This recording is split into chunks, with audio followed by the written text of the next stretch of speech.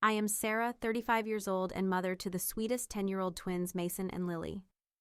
After my divorce 2 years ago, we moved in with my parents in suburban Denver, which seemed like a blessing at first. Working 12-hour shifts as a pediatric nurse meant I needed help, and they offered.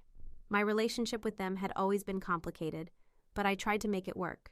Then my brother Michael and his wife Jessica had their baby boy, and suddenly my kids became invisible.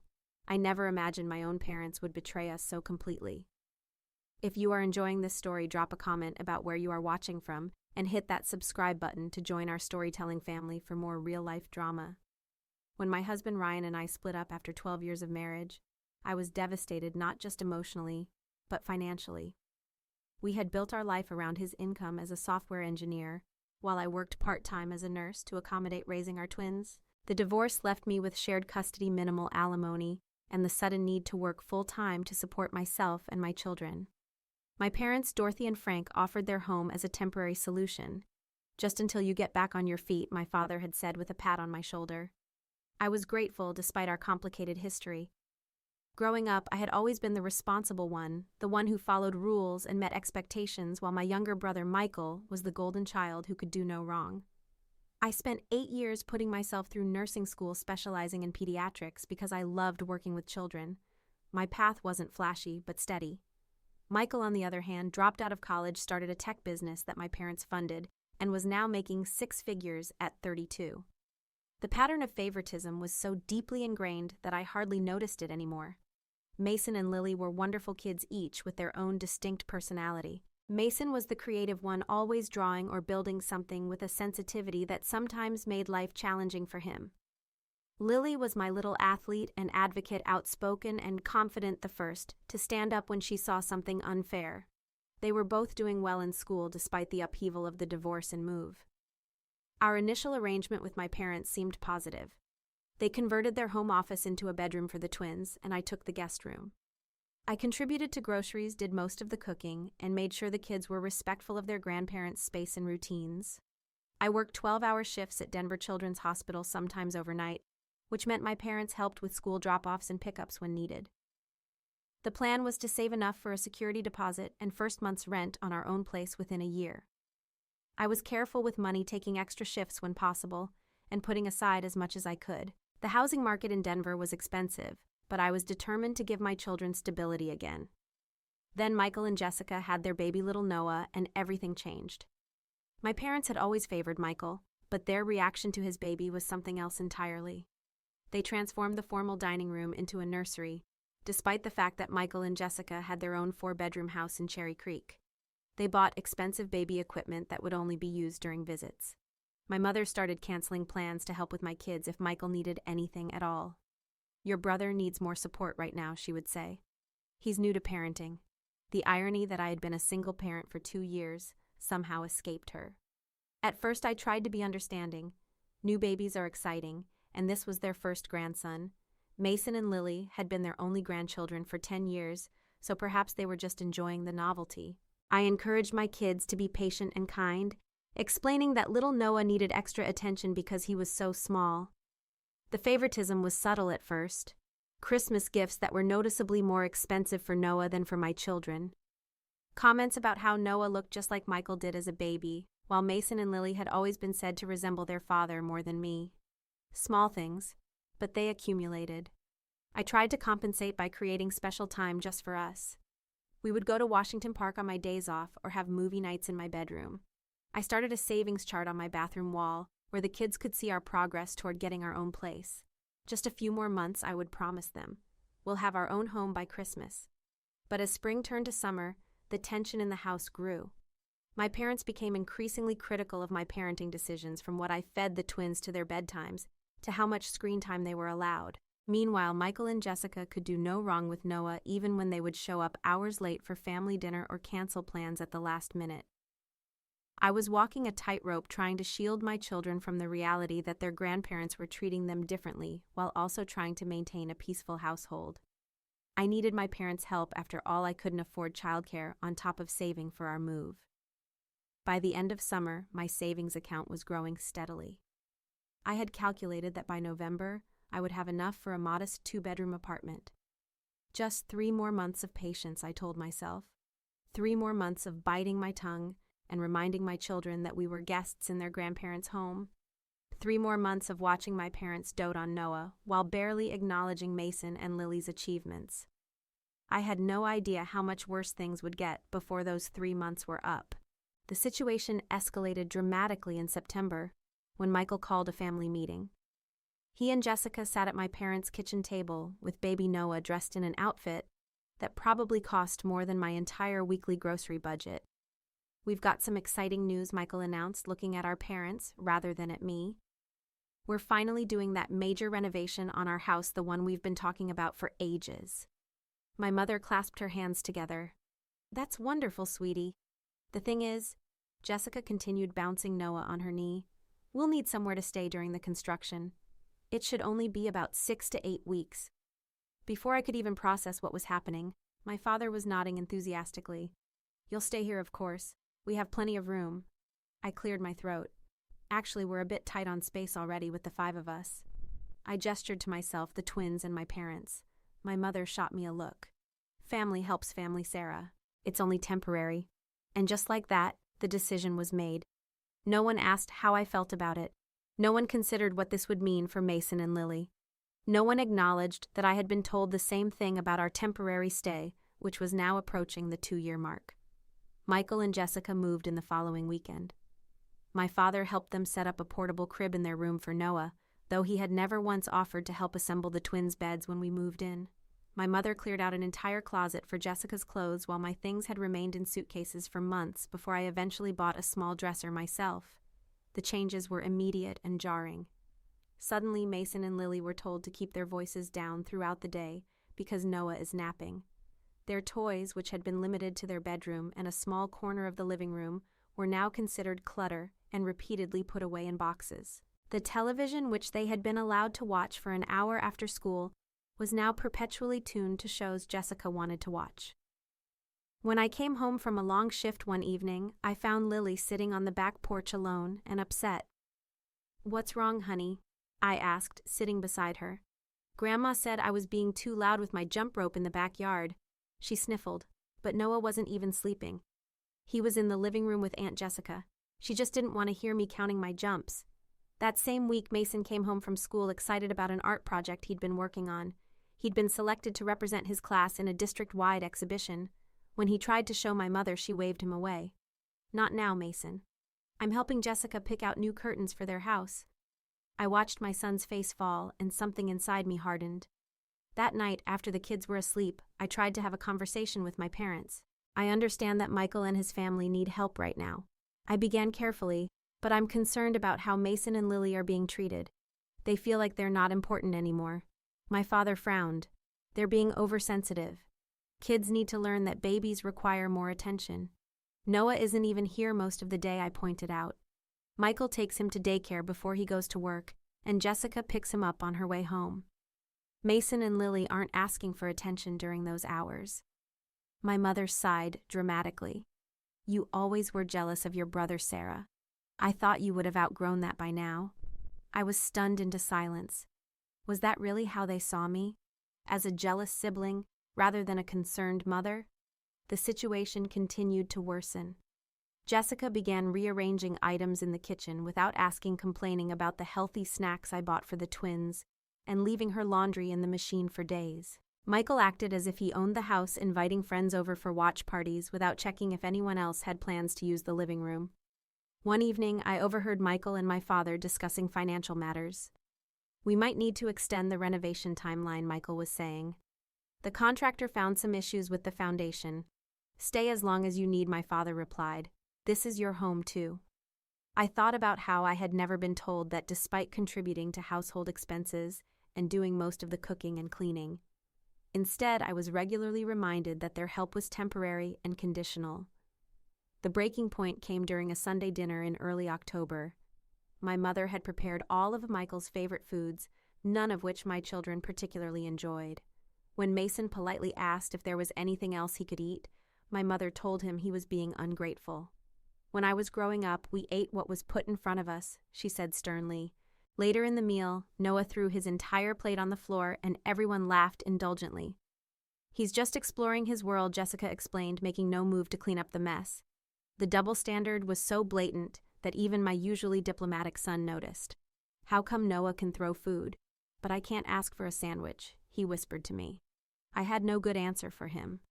That week, I found that someone had removed Mason and Lily's artwork from the refrigerator to make room for a printout of Noah's daycare schedule and several photos of him. When I asked about it, Jessica said she needed the information front and center and didn't think anyone would mind if she rearranged a few things. The twins stopped wanting to spend time in the common areas of the house. They retreated to their small shared bedroom, where they at least had some control over their environment. I started taking them to the public library after school, when I wasn't working, just to give them space where they weren't constantly shushed or criticized. A coworker noticed my stress during a particularly difficult shift. Everything okay at home? Sarah Nancy asked as we charted together. I found myself pouring out the whole situation. Nancy listened sympathetically before saying something that stuck with me. It sounds like your parents have created a household where your brother's family is treated as guests of honor while you and your children are treated as inconvenient roommates, she observed.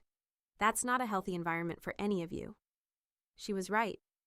And hearing it said aloud made me realize how normalized the dysfunctional dynamic had become. That evening, instead of going straight home after my shift, I drove around the neighborhood and called a realtor friend of mine. I need to get my kids out of this situation, I told her, sooner rather than later, and by mid-October, the situation at home had deteriorated beyond what I thought possible. Michael and Jessica had fully taken over the house with my parents' enthusiastic support.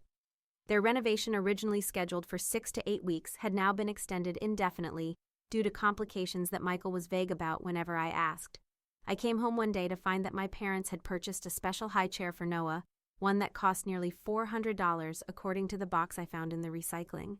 This while they had complained about the cost of Mason's asthma medication the previous week, which my insurance only partially covered. We want Noah to be comfortable when he eats here, my mother explained when I questioned the expense. Mason needs to breathe, I responded, unable to keep the edge from my voice. My mother looked at me as if I was being unreasonable. Your father and I are on a fixed income, Sarah. We can't be expected to cover everything for your children. The fact that I paid for all of my children's expenses plus contributed to the household bills apparently didn't register with her. Neither did the fact that Michael and Jessica, both high earners, contributed nothing toward household expenses during their stay. The next incident occurred when Lily was practicing her clarinet for band class. She had been playing for less than 15 minutes when Jessica stormed in. Can you not do that right now? Noah is trying to nap and I have an important call in 10 minutes. Lily apologized and put her instrument away, but later told me tearfully that she had been practicing at the exact time her band teacher had scheduled for their virtual practice session. She had now missed it and would be unprepared for her upcoming evaluation. I tried to speak with Jessica about it, suggesting that we could work out a schedule that accommodated everyone's needs. My work calls and Noah's sleep schedule have to take priority, she responded dismissively. Lily can practice her little hobby anytime. I bit my tongue to avoid saying something I'd regret. Lily's little hobby was something she was passionate about, and her band teacher had noted she had real talent. But in this household, anything my children did was considered less important than the most trivial needs of Michael's family. Mason was struggling too. His teacher emailed me concerned about his withdrawal in class and declining grades. My sociable, enthusiastic son had become quiet and anxious. When I asked him about it, he admitted he was having trouble sleeping because he was worried about doing anything wrong at home. Grandma and Grandpa get mad at us for everything, he explained, but they never get mad at Noah or Uncle Michael or Aunt Jessica. I took on extra shifts at the hospital, partly to earn more money for our escape, and partly to avoid the tension at home. My parents interpreted this as me shirking family responsibilities, while Michael and Jessica seemed glad to have me out of the way. The situation came to a head during a family dinner in late October. My parents had invited several extended family members over, including my Aunt Susan, who had always been kind to me and my children. During the meal, my mother launched into an extended monologue about how gifted Noah was, how at just 9 months he was clearly advanced for his age. He's trying to stand already, she boasted. Michael was an early walker too. Some children just have that natural athletic ability. She then turned to Mason and added, It's too bad you didn't get that from our side. Your father was always athletic, wasn't he? I saw Mason's face crumple before he carefully composed himself. The implication was clear. Any positive traits my children possessed came from their father, or were despite my influence, while Noah's gifts were clearly inherited from the superior genetic line of my brother. Aunt Susan caught my eye across the table, her expression concerned. After dinner, she pulled me aside. "How long has it been like this?" she asked quietly. "It's always been this way to some degree," I admitted. "But it's gotten much worse since Michael's family moved in. This isn't healthy for your children, Sarah," she said, echoing what Nancy from work had told me. "They deserve better than to be treated as second-class members of their own family." I nodded, tears threatening. "I'm working on it," I assured her. "I have a plan." And I did. In the weeks since my conversation with Nancy, I had been meeting with my realtor friend during my lunch breaks. We had looked at several rental properties, and I had found a small 3-bedroom house just 10 minutes from the hospital and in the same school district as the twins currently attended. The rent was at the upper limit of what I could afford, but I had been approved based on my steady employment history and excellent credit score. I had signed the lease the previous week, but told no one, not even Mason and Lily. I didn't want to get their hopes up until everything was finalized. The house would be available for move-in on November 1st, just a week away. I had been secretly ordering essential furniture to be delivered on that date and had set up utilities in my name. My aunt squeezed my hand. "Let me know if you need anything," she said. I've been concerned about this situation for some time. Her support meant more than she knew. I had begun to question my own perceptions, wondering if I was being oversensitive or jealous, as my parents suggested. Having outside confirmation that the situation was as bad as I thought gave me the final push of confidence I needed. The next morning, I overheard Michael and my father discussing more permanent arrangements. "The contractor says it could be another 3 months," Michael was saying. "And honestly, with the baby, it might make more sense to just stay through the holidays." "You know you're always welcome," my father replied warmly. "This is your home." I wondered if either of them remembered that I had been told my stay was temporary, that I was expected to find my own place as quickly as possible. The double standard was so glaring it would have been laughable if it wasn't breaking my children's hearts. That evening, I took the twins out for ice cream after dinner, something we rarely did on weeknights. I wanted some time alone with them, away from the tense atmosphere of the house. "I need you both to know something important," I told them, as they enjoyed their treats. "No matter what Grandma and Grandpa say or do, you two are amazing, valuable people. The way they're treating you isn't because of anything you've done wrong." Lily, always perceptive, studied my face. "Are we going to move out soon?" I was surprised by her insight. "What makes you ask that? You've been working a lot more shifts," she said. "And you seem different lately, less sad and more determined." Out of the mouths of babes. My daughter had seen the change in me before I had fully acknowledged it myself. "Just keep being your wonderful selves for a little bit longer," I told them, not quite ready to reveal my plan. "Can you do that for me?" They both nodded, and I saw a flicker of hope in their eyes that had been missing for too long. When we returned home, Jessica was complaining loudly about the twins' backpacks being in the hallway, despite the fact that Noah's stroller diaper bag and various toys were scattered throughout the common areas of the house. "Children need to learn to pick up after themselves," she lectured me as if she was the parenting expert, and I was a novice. I smiled tightly and helped the kids move their belongings, reminding myself that we only had to endure this for a few more days. I had no idea that the situation was about to explode in a way that would force my hand even sooner than I had planned. The following Tuesday, I was scheduled for a 12-hour shift at the hospital. It was a particularly busy day in the pediatric ward, with 3 new admissions and a staff shortage that had me covering more patients than usual. I barely had time to check my phone during my short lunch break, but when I did, I saw several missed texts from both Mason and Lily. From Mason, "Mom, something weird is happening. Grandpa and Uncle Michael are moving our stuff." From Lily, "Grandma says we have to move to the basement. This isn't fair." From Mason, "Mom, please come home. They took all our things downstairs." From Lily, "I hate it here. The basement is cold and gross and there are spiders." My heart pounded as I quickly called home. No answer. I tried both children's phones, no answer. Finally, I texted Lily, "I'll be home as soon as I can. Stay calm. I love you both." I spoke with my supervisor, explaining the family emergency. She was understanding and arranged coverage for my remaining 4 hours. Even so, it took me another hour to hand off my patients and complete critical documentation before I could leave. The drive home was the longest 20 minutes of my life. My mind raced with possibilities, none of them good. Had my parents really moved my children to the basement? the unfinished, poorly insulated basement that had occasional water seepage when it rained heavily. When I pulled into the driveway, I took a deep breath, trying to calm myself before going inside. I needed to assess the situation clearly before reacting. The scene that greeted me inside the house confirmed my worst fears. Mason and Lily sat huddled together on the living room couch, both with red-rimmed eyes. My mother was in the kitchen with Jessica, both drinking tea as if nothing unusual had happened. Michael and my father were nowhere to be seen. "What's going on?" I asked, going straight to my children.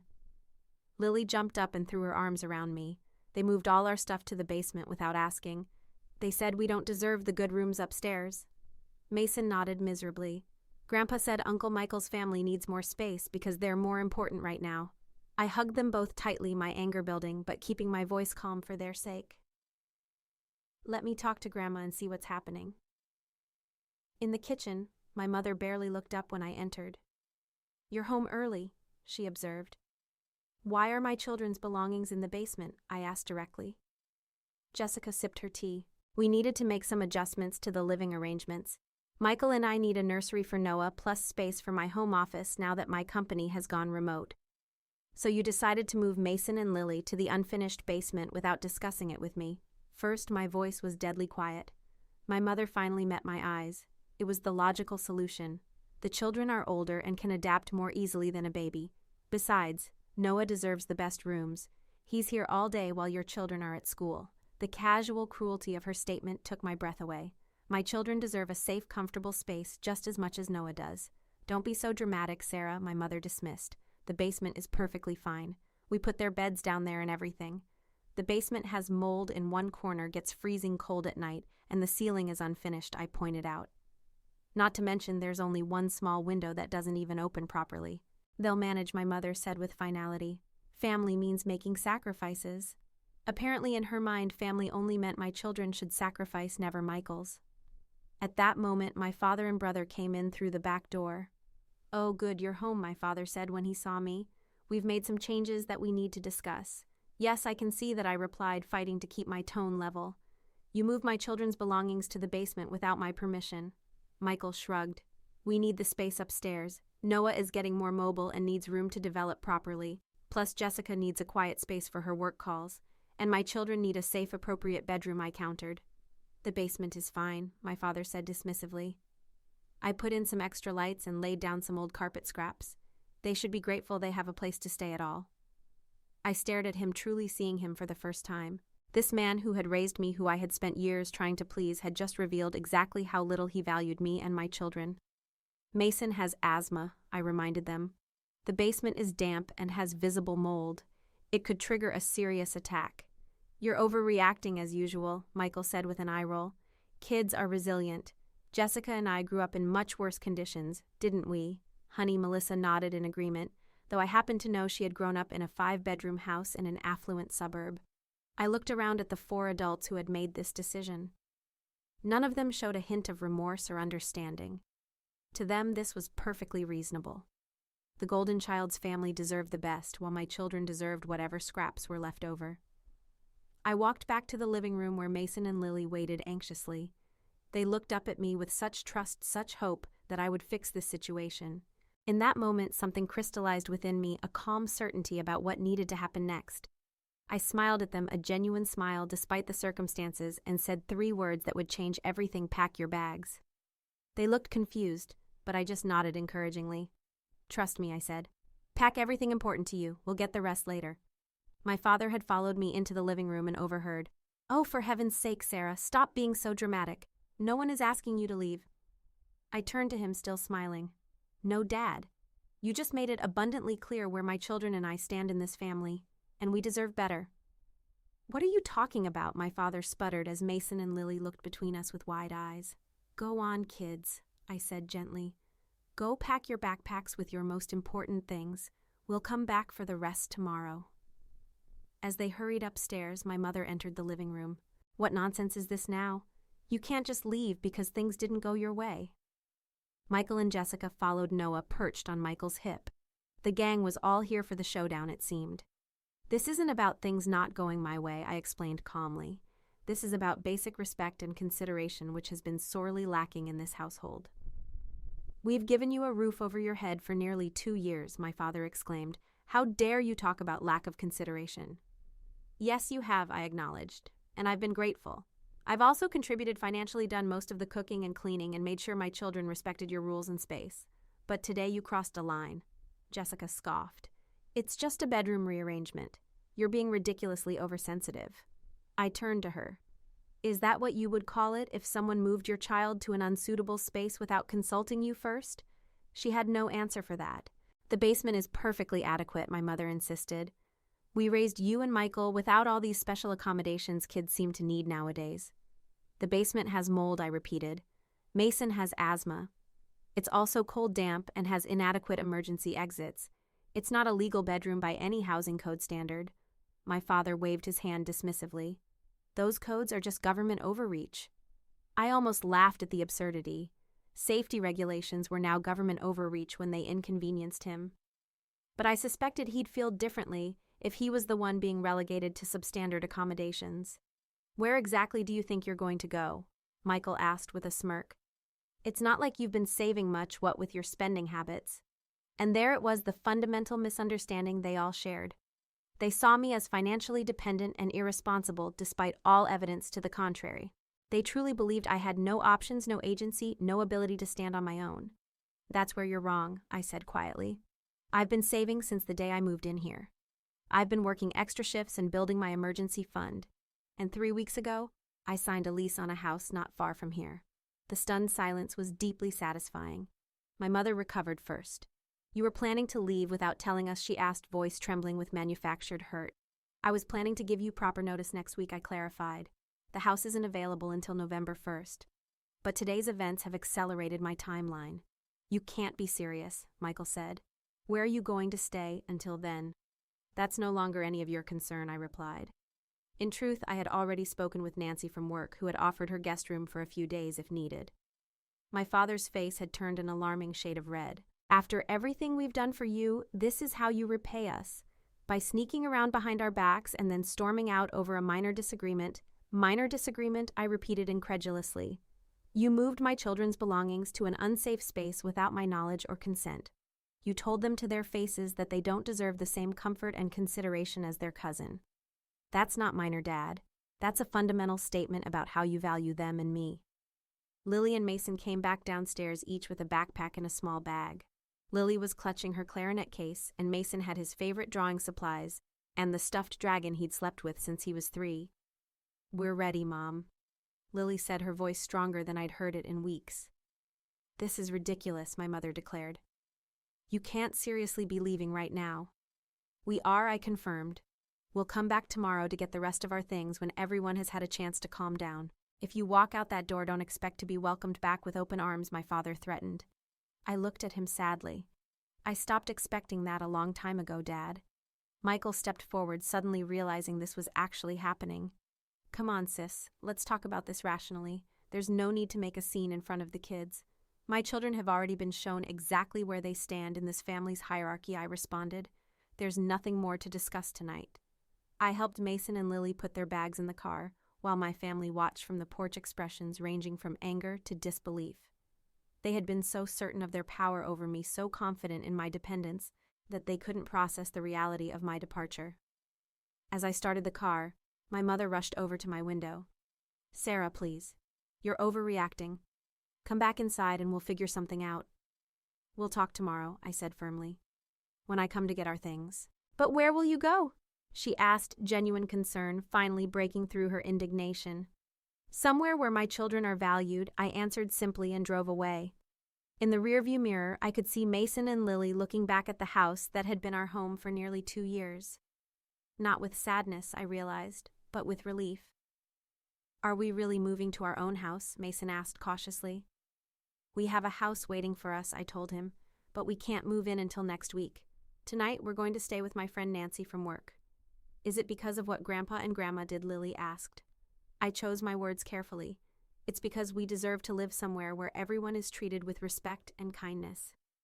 I've been planning for us to move out for a while now, but yes, what happened today made me realize we needed to leave sooner.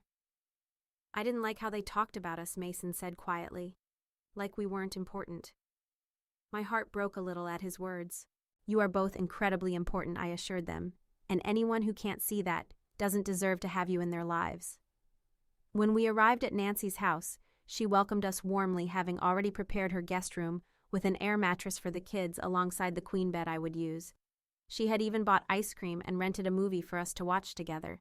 As the twins settled in picking at their ice cream with subdued enthusiasm, Nancy pulled me aside. I'm proud of you, she said simply. It takes courage to set boundaries with family. I just wish I'd done it sooner, I admitted, before they hurt my kids like this. You're doing it now, she pointed out. And that's what matters. That night, as Mason and Lily slept beside me in the unfamiliar room, I felt a strange mixture of emotions. Sadness for what should have been anger at how we'd been treated, anxiety about the future, but underneath it all, a powerful sense of peace. For the first time in years, I had stood up for myself and my children without wavering or second-guessing. Tomorrow would bring new challenges, retrieving our belongings, weathering the inevitable emotional manipulation, finalizing arrangements for our new home. But tonight, watching my children sleep peacefully, I knew with absolute certainty that I had made the right decision. We were finally breaking free. The next morning, I called in to use a personal day at work. Nancy offered to let the twins stay with her while I went back to my parents' house to gather our belongings, but I declined. They need to see this through, I explained. It's important for them to know we're doing this together. We arrived at my parents' house at 10 a.m. when I knew everyone would be home. My father answered the door with a scowl that softened slightly when he saw the twins. Come to apologize for your tantrum, he asked me. No, I replied evenly. We've come to get our things. His face hardened again. Your mother's been upset all night because of your dramatic exit. I'm sorry she's upset, I said, and I meant it. Despite everything, I didn't want to hurt my parents. I just needed to protect my children. But we're still moving out. He stepped aside reluctantly to let us in. My mother was sitting in the living room, eyes red-rimmed from crying or lack of sleep. Michael and Jessica were conspicuously absent. Where are Michael and Jessica? I asked. They took Noah to the park, my mother replied. They thought it would be less stressful if they weren't here while you got your things. At least they had shown that much consideration. Mason, Lily, go pack up your room, I instructed. Remember what we talked about in the car. Just pack what you need and love. We can replace the rest. As they headed upstairs, my mother turned to me. I can't believe you're doing this to us. I'm not doing anything to you, I corrected her. I'm doing something for my children and myself. We've given you everything, she insisted. A place to stay when you had nowhere to go, help with the children, emotional support during your divorce. And I've been grateful, I acknowledged. But that doesn't mean my children should be treated as less valuable than Noah. We never said that, she protested. You didn't have to say it. Your actions made it perfectly clear.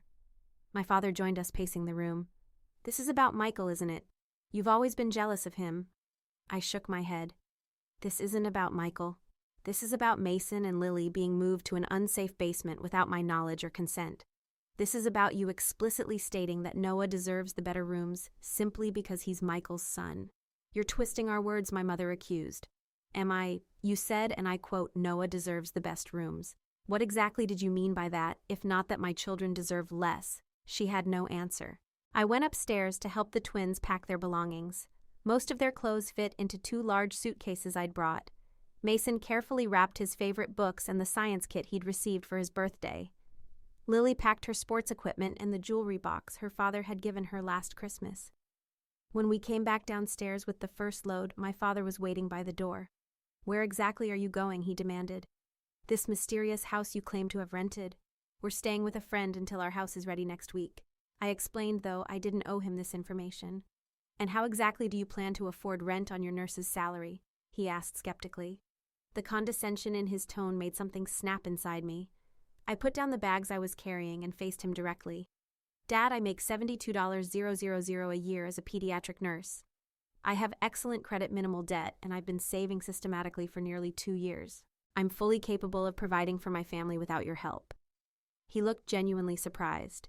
It occurred to me that he had no idea what I earned or how I managed my finances. He had simply assumed I was struggling financially because that fit his narrative about me. The rental market is extremely tight right now, my mother interjected. How did you even find a place? I've been looking for months, I said. I have friends and connections. Just because I didn't tell you about my plans doesn't mean I didn't have them. We made several trips to load everything into my car. My parents watched silently, the reality of our departure finally sinking in. When we had packed everything we wanted to take, I did one final walkthrough to make sure we hadn't forgotten anything important. In the kitchen, I found my mother making coffee, her movements mechanical. "We're heading out now," I told her. She turned to me, eyes welling with tears. "I don't understand why you're doing this. We're family." "Yes, we are," I agreed. "And that's why this hurts so much. Family should make each other feel valued and respected. Mason and Lily haven't felt that here for a long time." "That's not true," she protested weakly. "Mom, yesterday you told them they didn't deserve the same quality accommodations as their cousin. How do you think that made them feel?" She looked away. "We didn't mean it like that. How else could you have meant it?" She had no answer. As we prepared to leave, my father made one last attempt. "This is a mistake, Sarah. You're letting your pride get in the way of what's best for your children. No, Dad. For the first time in a long time, I'm putting what's best for my children ahead of everything else, including your approval." Mason and Lily said stilted goodbyes to their grandparents. I could see they were conflicted, having been taught to respect and love these people who had hurt them so casually. As we drove away, Lily asked, "Will we ever see Grandma and Grandpa again?" "Yes," I assured her. "But things will be different. We'll visit on our terms when we're treated with respect." The next few days at Nancy's house were peaceful. The twins seemed lighter, joking and playing in ways I hadn't seen in months. I took a day off to finalize details for our new home, meeting with the landlord to get the keys early so we could move our belongings in before the official lease start date. The house was small, but perfect for us. 3 bedrooms, a tiny backyard, and a kitchen with lots of natural light. It was within our school district, so the twins wouldn't have to change schools, and close enough to the hospital that my commute would actually be shorter than from my parents' house. On Friday, we moved in our belongings. Nancy and several other coworkers came to help, turning what could have been a stressful day into something that felt like a celebration. By evening, the beds were set up, the kitchen was functional, and the living room had enough furniture for us to sit comfortably. That night, after we'd ordered pizza and the twins had gone to bed in their own rooms for the first time in nearly 2 years, I sat alone in my new living room and finally let myself cry. Not from sadness, though there was some of that, but from relief and a bittersweet sense of accomplishment. My phone had been buzzing with messages from my parents all day, ranging from angry accusations to tearful pleas to come home. I had responded only once to let them know we were safe and settled, and that I would contact them when I was ready to talk further. The following Monday, my parents showed up unannounced at our new house. I had just returned from dropping the twins at school and was preparing to leave for my shift. "How did you find our address?" I asked as I reluctantly invited them in. "Your Aunt Susan told us," my father admitted. "She thought we should try to reconcile." I made them coffee, watching as they surveyed our modest but comfortable new home. "It's smaller than I expected," my mother commented. "It's perfect for the 3 of us," I replied. "Sarah, we want you to come home," my father said, getting straight to the point. "This has gone on long enough." "This is our home now," I said firmly. "But the children need their grandparents," my mother insisted, "and their uncle and cousin. What they need is to be treated with respect and love," I countered. "When you can provide that consistently, you're welcome to be part of their lives." "We've always loved them," my mother protested. "Love isn't just a feeling, Mom. It's how you treat people. It's the choices you make that show what you truly value." They stayed for nearly an hour, cycling through guilt trips, appeals to family unity, and finally grudging acknowledgement that perhaps they had been insensitive. "We didn't realize how it looked from your perspective," my father conceded. "We just thought we were helping Michael and Jessica through a difficult time. And I understand that," I said. "But you helped them at the expense of my children's well-being and safety. That's something I can't overlook." When they left, we had reached a tentative understanding they would respect our new living situation, and we would visit for Sunday dinner in 2 weeks. It was a small step, but it was something. Over the next several weeks, news of our departure spread through the extended family. Most were supportive, having witnessed the favoritism firsthand at various family gatherings. Aunt Susan in particular became a regular visitor, bringing homemade cookies and genuine interest in the twins' lives. At work, I received an unexpected opportunity, a promotion to charge nurse on the pediatric floor with a significant salary increase. The hours would be more regular, with fewer overnight shifts, giving me more time with Mason and Lily. Meanwhile, I heard through the family grapevine that Michael and Jessica were having difficulties. Without me there to help with household chores and childcare in a pinch, they were finding it challenging to manage their own responsibilities. My mother, now in her 60s, was tired from trying to keep up with an active baby while also maintaining the house without my assistance. When we did attend that Sunday dinner 2 weeks later, the atmosphere was strained but civil. Michael and Jessica were notably less smug, perhaps finally realizing that my presence had actually made their lives easier in ways they'd taken for granted.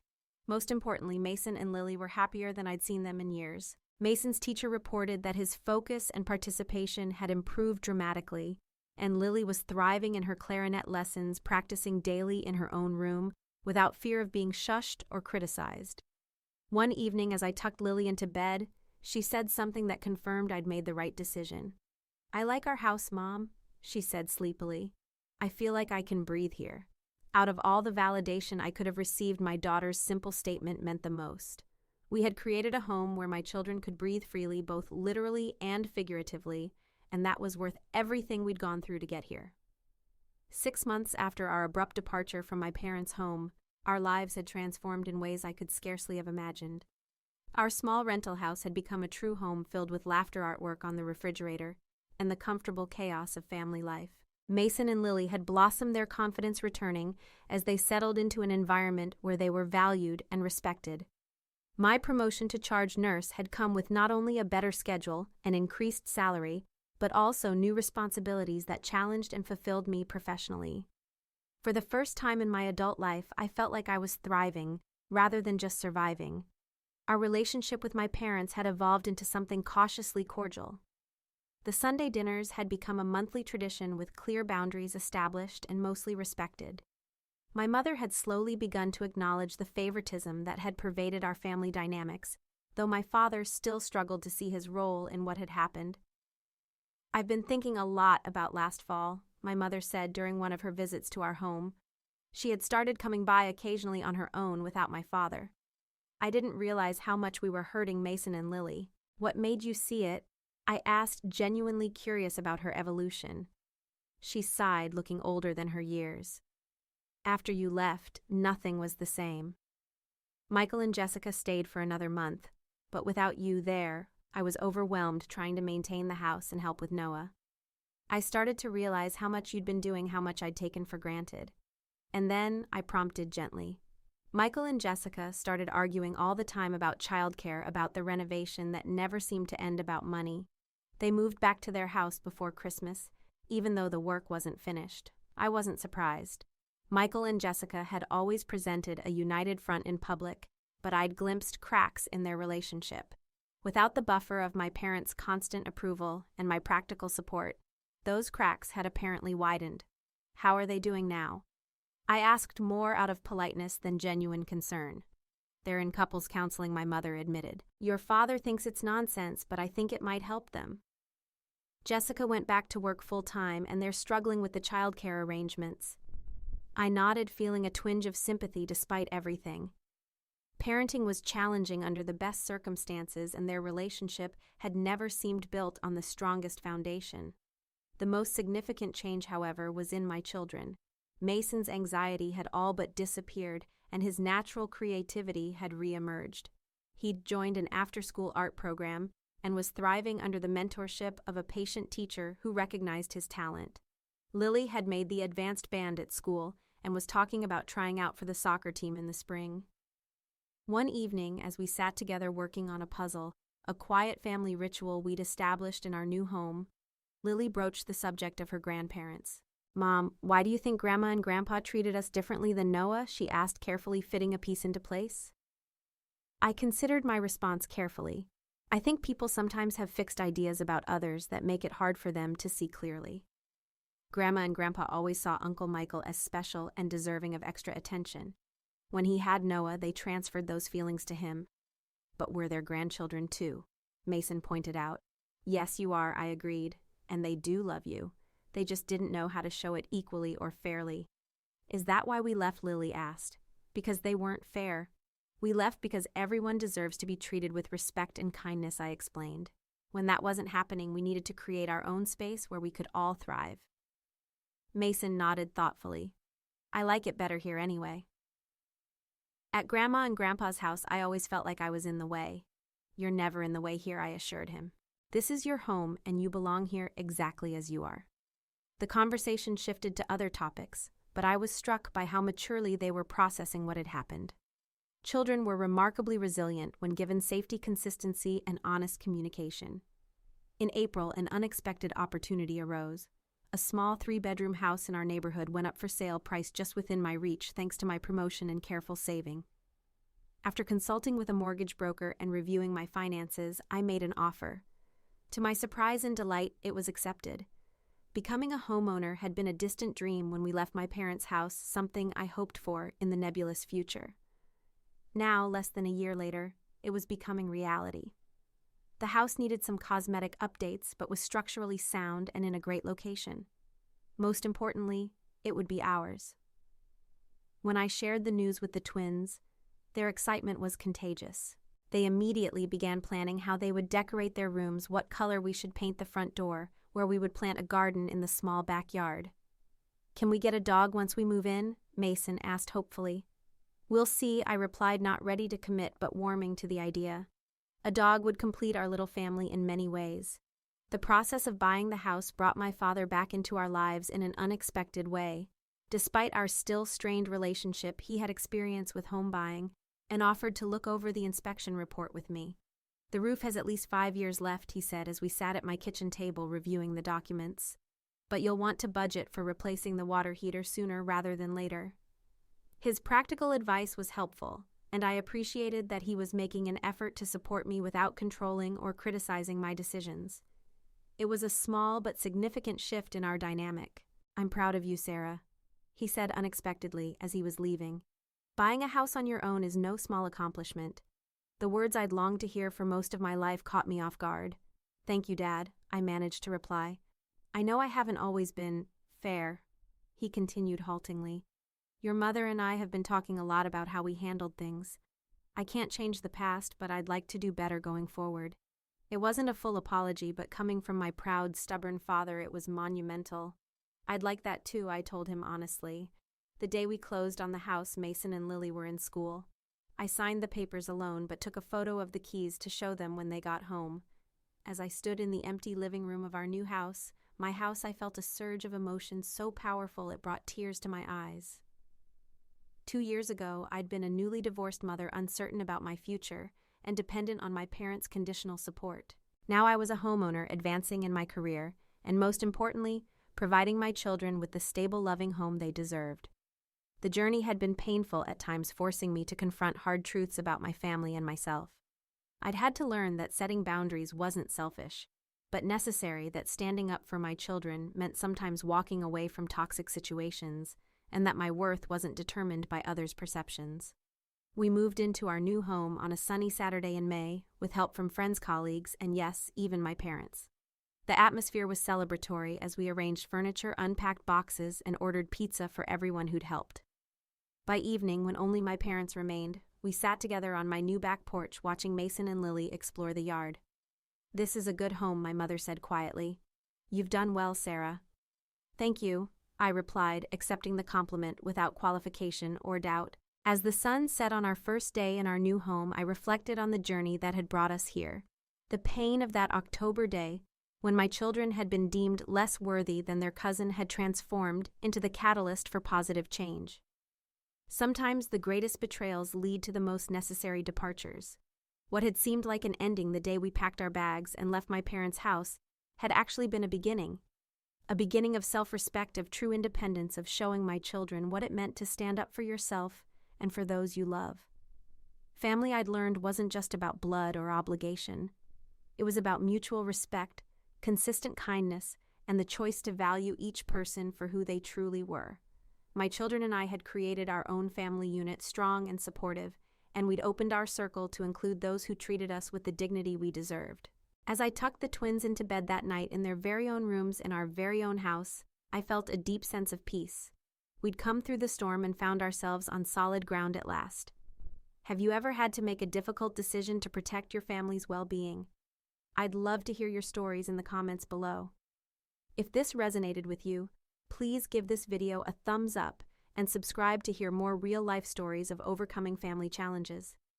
Remember, sometimes the bravest thing you can do is pack your bags and create the life you and your children deserve.